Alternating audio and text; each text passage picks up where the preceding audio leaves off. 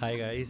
हमने international break के बाद वैसा ही स्टार्ट किया जो हमने इंटरनेशनल ब्रेक से पहले किया था। मैच ड्रॉ हो गया। I want to talk about the game. हुआ क्या कि पहले तो हम जीत रहे थे, everything was going good, nervy start थी। सेल्टा वाली गेम में भी हमें वही रियाद सोसिएडाड वाली गेम वाली वाइब्स आई। नर्वी स्टार्ट थी बट हम we were cruising 82nd minute तक, and then everything went wrong, started from the red card and then 2 goals. I want to know your opinion. एकदम से क्या गलत हो गया? Was it the red card? Was it Jules Kounde's mistake? What was it? कहाँ पे game खराब हुई? साद भाई पहले आपसे, फिर फारूक भाई आप। तो हेलो एवरीवन। तो यार सबसे पहले तो मैं बोलना चाहूंगा कि पहले 80 मिनट्स तक we were enjoying the game, बिल्कुल आराम से चल रहा था, वी वर क्रूजिंग। कोई मतलब सेल्टा के थ्रू शुरू शुरू में थोड़ा थ्रेट लग रहा था, लेकिन जैसे हम लोग हमेशा बात करते हैं कि पहले 15-20 मिनट हांसी फ्लिक की टीम थोड़ा अडेप्ट करती है, देखती है ओपोनेंट कैसे रेडी हो रहे, शिप अप करे, कैसे ओपोनेंट अटैक करेंगे वगैरह। तो सब भापने और जांचने के बाद बार्सिलोना ने गेम का कंट्रोल ले लिया।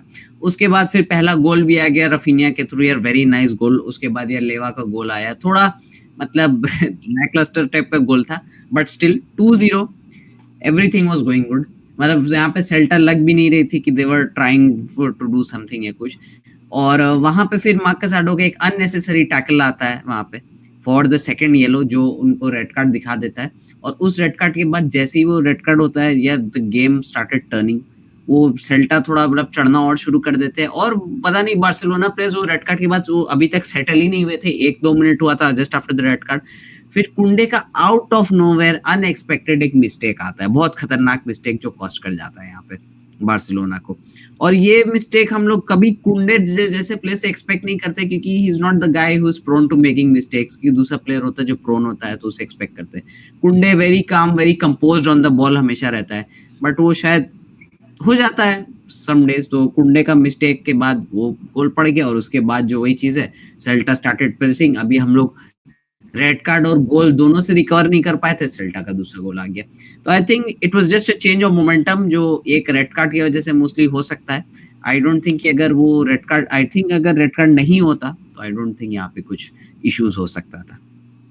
That's it. फारूक। लक्ष्य भाई, ऑनेस्टली स्पीकिंग देखा जाए ना तो बार्सिलोना जिस तरह से पिछला मंथ खेली थी फुटबॉल, उस तरह की परफॉर्मेंस आपको नवंबर में देखने को नहीं मिली।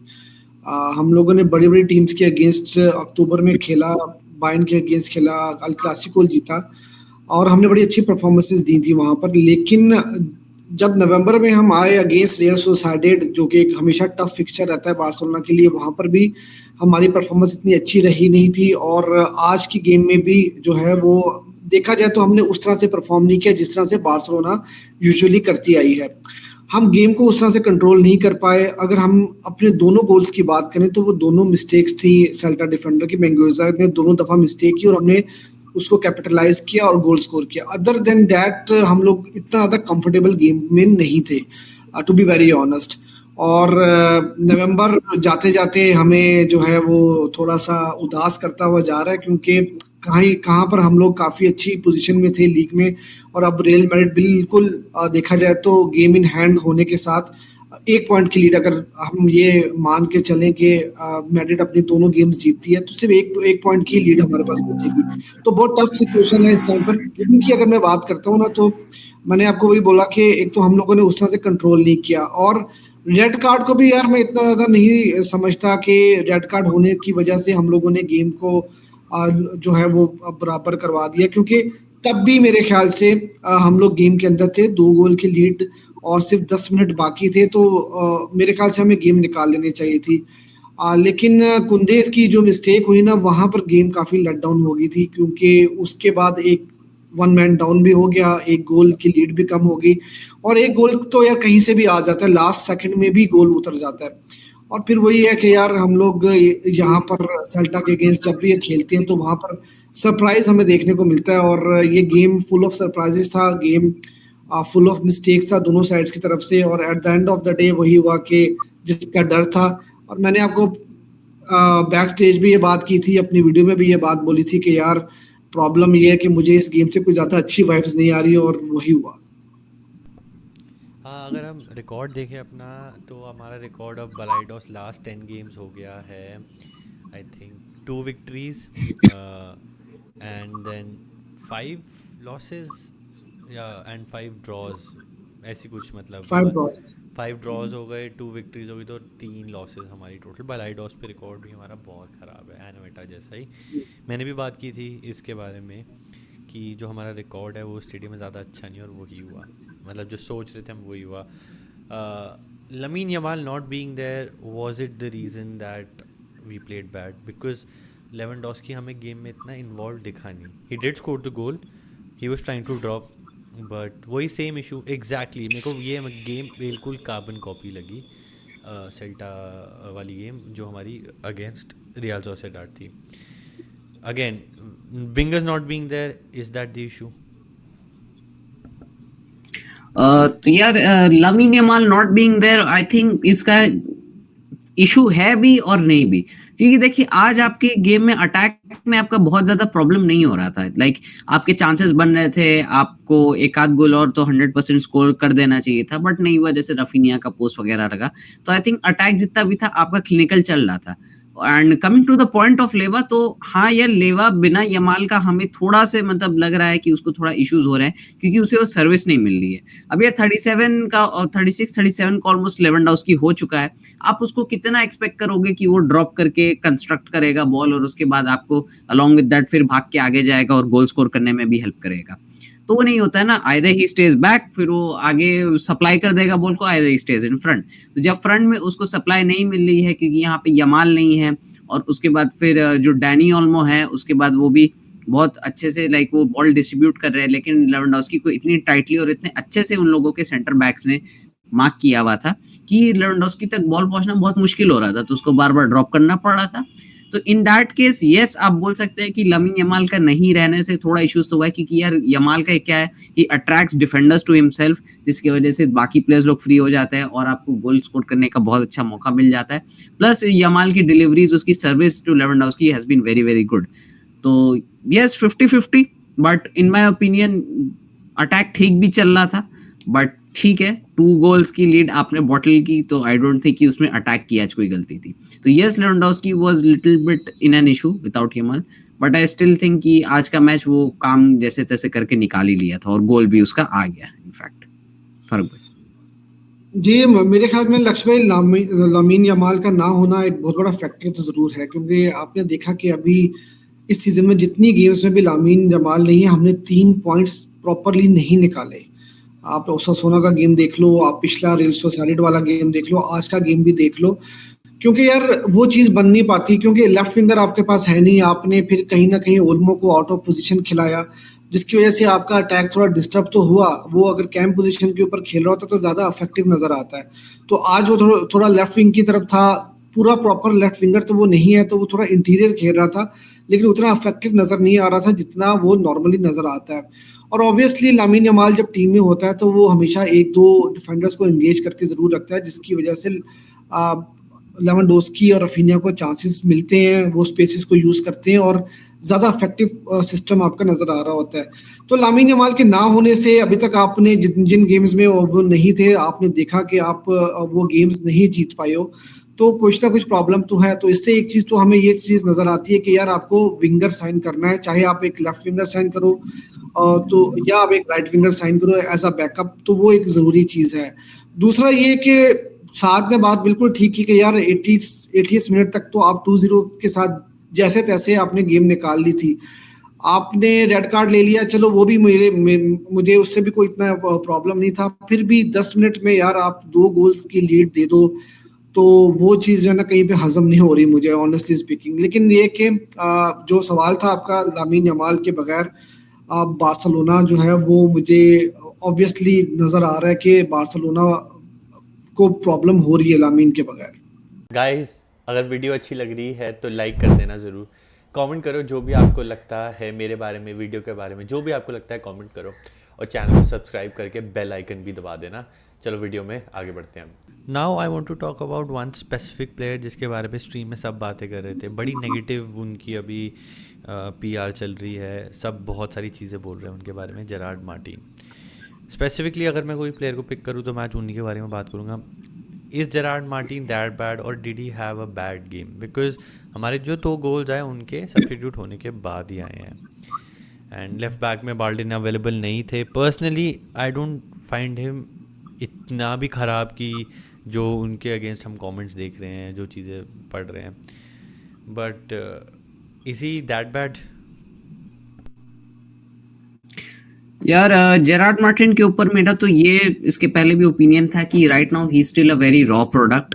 ही is not ready for the first team. वो बार्सिलोना की फर्स्ट टीम के लिए अभी पूरी कंप्लीटली रेडी नहीं है. वो एक लामासिया के भी प्लेयर है. उनको आई थिंक और थोड़ा गेम्स वगैरह, यूथ गेम वगैरह में खिला के उसको थोड़ा और रेडी करना चाहिए और उनको रिफाइन करना चाहिए था. बट कमिंग टू बार्सिलोनास इश्यूज, यहाँ पे थिन स्क्वाड है, फाइनेंशियल बजट्स नहीं है, बाल्डे की जगह पे और कोई खेलने को है नहीं. आपके पास हेक्टर फोर्ट है जो बाद में आए जेरार्ड मार्टिन की जगह पे, लेकिन वो भी नेचुरली एक राइट बैक है, तो जल्दी रिस्क नहीं करना चाहता है कोई उस तरीके की चीज को, एक रॉन्ग फुटेड प्लेयर को रॉन्ग साइड में खिला के, और वो भी उसकी नेचुरल पोजीशन भी नहीं है हेक्टर फोर्ट की. तो जेरार्ड मार्टिन को यहाँ पे खिलाया गया. 3 स्टार्स मिले उनको. और इन माय ओपिनियन आज का गेम जो उनका था कंपैरेटिवली जो उनके पिछले 2 गेम से तो बेटर ही लगा मुझे. Because the way he was a bit more compose today. वो अपनी डिफेंडिंग में उतना हड़बड़ा नहीं रहे थे, एंशियस नहीं हो रहे थे. वो पासिंग उनकी ठीक चल रही थी. उसके बाद फिर हमने देखा कि एक आध उन्होंने डिफेंस भी अच्छा किया, जैसे शोल्डर टू शोल्डर पुश मार के आसपास को गिराया, और उसके बाद वो ऑलमोस्ट से अच्छा कंबाइन कनेक्ट भी कर पा रहे थे उनको बॉल सप्लाई करके. लेकिन उनके ऊपर बहुत ज्यादा वो आ रहा है कि यार वो बॉल्स लूज करते हैं, उसके बाद फिर वो अपने मार्कर को बहुत ज्यादा लूज करते हैं अब जिनको उनको मार्क करना है, और उसके बाद फिर वो प्लेयर्स को अपने पीछे से गेट इन बिहाइंड करने में बहुत ज्यादा वो करते हैं. बहुत इजीली कोई भी उनसे निकल सकता है, और ऑफसाइड ट्रैप में भी उतने परफेक्ट नहीं है यहाँ पे जेरार्ड मार्टिन. प्लस यार ये भी बोला जा रहा था कि वो जो यागो आसपास के ऊपर टैकल था वो बहुत अननेसेसरी टैकल था, और वो अगर बहुत और कुछ खतरनाक हो सकता था तो उन्हें रेड कार्ड भी मिल सकता था, लोग ऐसे बोल रहे हैं. बट इन माय ओपिनियन कि यार अभी आपके पास कोई ऑप्शन है नहीं. एंड व्हाट आई थिंक यार इस मैच में Gerrard Martin did better than what he did in the last 2 matches. अब I will still say he is not completely ready for the first team. But यार आपके पास option क्या है? आपके पास option भी नहीं है. हेक्टर फोर्ट को सेकंड हाफ में उतारा गया, and Hector Fort played well, उनका अच्छा ही गेम हुआ. बट स्टिल यार you have to work with what you have to. तो बाल्डे ऑफ कोर्स हमारे फर्स्ट चॉइस रहेंगे, लेकिन जब अब काफी ज्यादा इंटरेस्टिंग होगा कि हांसी फ्लिक किसको ट्रस्ट करते हैं, क्या वो विद हेक्टर फोर्ट जाएंगे या जेरार्ड मार्टिन को खिलाएंगे. तो in my opinion he's still very raw and we shouldn't criticize him that much at this point for a bit. लक्ष्य भाई, सिंपल सी बात है यार, ये चीज तो हमें पता है कि यार हमारा स्क्वाड कितना थिन है. तो आपके पास ऑप्शंस हैं क्या? आप देख लो ना कि लामीन जमाल नहीं है तो आपके साथ क्या हो रहा है. आप हर गेम में पॉइंट्स लूज कर रहे हो जब वो नहीं अवेलेबल होते, ठीक है. फिर इसी तरह से आपके पास कुबार्सी इंजर्ड हो जाते हैं, या इनिगो मार्टिनेज एक गेम में नहीं थे तो आपने डोमिंगेस को खिलाया था. तो इस तरह बल्दे आज की गेम में अवेलेबल नहीं थे, उनको नॉक लगा हुआ था, वो बेंच पे तो थे लेकिन नहीं थे अवेलेबल. तो आपके पास जो ऑप्शंस हैं आप उन्हीं के साथ ही चलोगे, चाहे वो कितने अच्छे हो चाहे वो कितने बुरे हो. अब आपको 11 प्लेयर्स फील्ड के ऊपर खड़े करने हैं, वो एक इम्पॉर्टेंट चीज़ है. और जेरार्ड मार्टिन ऑनेस्टली जिस तरह से साद ने बात की है कि मुझे भी बहुत ज़्यादा रॉ लगती है. पिछली 2-3 गेम्स उनकी बहुत ही ख़राब रही थी. तो अगर हम बात कर रहे थे उनको लेकर तो हम यही बात कर रहे थे कि कंपैरेटिवली उनकी गेम कुछ बेहतर नज़र आ रही है पिछली गेम से, ठीक है. लेकिन हम ये नहीं कह रहे थे कि वो बिल्कुल इस लेवल पे आ चुके हैं कि वो बल्दे को रिप्लेस कर देंगे, ऐसी बात नहीं है.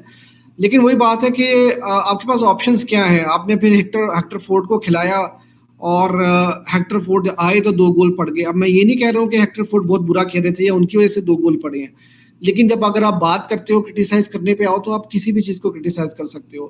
तो जेरार्ड मार्टिन, मैं कन्विंस्ड हूँ इस बात के ऊपर कि वो आपके लिए स्टार्टर नहीं है, और आपको लेफ्ट बैक पोजीशन के ऊपर कोई ना कोई रिप्लेसमेंट साइन करनी पड़ेगी. अगर बल्दे नहीं अवेलेबल होंगे तो आपको फिर जेरार्ड मार्टिन के साथ ही जाना पड़ेगा. अब जिस तरह के वो प्लेयर हैं, उनकी एबिलिटी को देखकर जिस तरह से वो खेलते हैं, उस हिसाब से हम उनको जज करेंगे कि वो किस तरह परफॉर्म कर रहे हैं. तो वो जिस तरह की उनकी पास परफॉर्मेंसेस रही हैं उस हिसाब से तो मेरे ख्याल से आज का गेम कुछ बेहतर था. लेकिन अगर आप ये समझते हो कि वो आके वर्ल्ड क्लास परफॉर्मेंस दे देंगे तो मेरे ख्याल से वो तो फिर हमें अपने आप को क्रिटिसाइज करना होगा कि यार हम उनसे ऐसी एक्सपेक्टेशंस लगा ही क्यों रहे हैं. तो यही है कि जो कुछ आपके पास अवेलेबल है आपने उन्हीं रिसोर्सेज को यूज़ करते हुए टीम को खिलाना है. और अब आपको नजर आना शुरू हो चुका है कि लामीन यमाल की रिप्लेसमेंट आपको चाहिए, आपको लेफ्ट विंगर चाहिए, आपको लेफ्ट बैक की पोजीशन के ऊपर चाहिए। और आपको ये भी देखना है कि जब कुंदे अवेलेबल नहीं थे तो हेक्टर फोर्ड को एक गेम में मौका भी मिला था, वो भी उस तरह से शाइन तो नहीं कर पाए थे, ठीक है ना। तो आपके पास स्क्वाड बहुत थिन है और इस थिन स्क्वाड के साथ आपको इस तरह के रिजल्ट्स देखने को मिलेंगे। अभी तक आपने जितना भी परफॉर्म किया, आपने काफी अच्छा परफॉर्म किया। अब आपको जो थिन स्क्वाड है वो आपको हॉन्ट करना शुरू हो रहा है आहिस्ता आहिस्ता से। तो अगर आप लीग निकाल लेते हो तो मैं समझूंगा कि एक बहुत बड़ी अचीवमेंट होगी। हाँ, आई थिंक अब धीरे धीरे करके रियलिटी चेक हो रहा है और हम हम्म, ऐसी गेम्स हार रहे हैं जो हम एक्सपेक्ट नहीं कर रहे थे। I was talking about hiccups where बड़ी टीम्स को तो हमने सी ऑफ कर दिया, बट अब हमारे हिकअप्स आना शुरू हो गए हैं, specially away. And away Barca has always been nervous, but still let's wait for Araujo to be back, let's wait for everybody to be fit. कुछ मेजर नहीं हारे अभी भी हम, is just that point lead कम हो गया, still top of the table ही होंगे। But I am the only positive that I can take from whatever these two losses और ड्रॉज जो भी है, ये कि कुछ मेजर मैच नहीं हारे, कुछ नॉकआउट फेज में हम उड़ के आउट नहीं हो गए या हम लीड एकदम गिव अवे नहीं कर दिए। That's the only positive for now. Not the perfect start after international break के दोनों आगे पीछे we have made mistakes, but कोई नहीं, नेक्स्ट गेम हमारी है अगेंस्ट ब्रेस्ट चैम्पियंस लीग, वो हमारे लिए कॉन्फिडेंस बूस्टर हो सकती है and hopefully we play well. And thank you guys for coming. There's not much to talk about, जो था हमने बात कर लिया। आई थिंक मज़ा आता है आपके साथ बात करके, एंड अब ब्रेस्ट की गेम देखते हैं क्या होता है उसमें।